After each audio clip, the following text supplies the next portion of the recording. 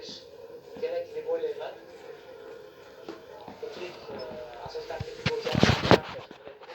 Ketma-ket o'yinlarda baribir futbolchilarning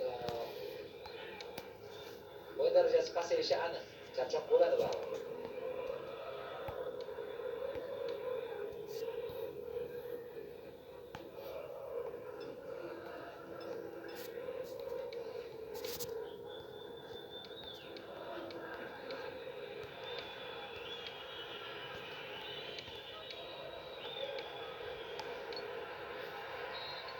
Hujumda foyda buzmoqda Raymond va navbatdagi sariq kartochka. Brutos. Kartochkalar soni 5 ta keldi birinchi taymda. 3-2 hisobida Rayo oldiga chiqib oldi. Bu borada yana qo'pollik. Faqat Kamavinga qo'l ishlatgan. Qizig'i hozir Kamadan to'p olib qo'yilganda nisbatan bo'ldi deb o'ylagandim. Yo'q,